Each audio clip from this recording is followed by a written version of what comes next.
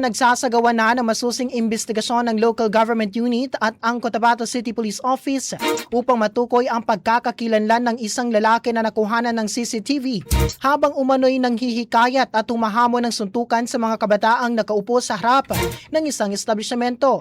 Ayon sa ulat ng CCPO, mga kasernation, lumabas sa mga kumakalat na CCTV footage at mga post sa social media ang insidente kung saan makikitang paulit-ulit na pinoprovoka ng naturang lalaki ang mga kabataan upang makipag-away.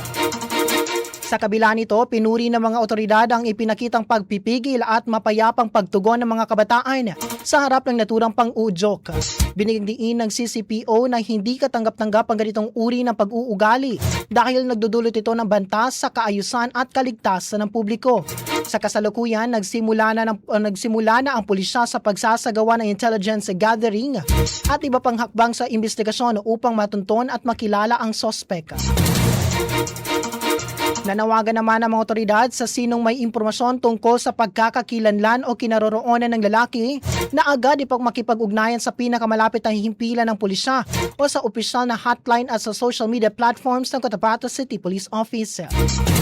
Hinikayat din ng LGU at CCPO ang mga biktima ng pampublikong pambubuli, pananakot o panghaharas na makipagtulungan sa mga otoridad upang maisagawa ang naaangkop na aksyon laban sa mga lumalabag sa batas.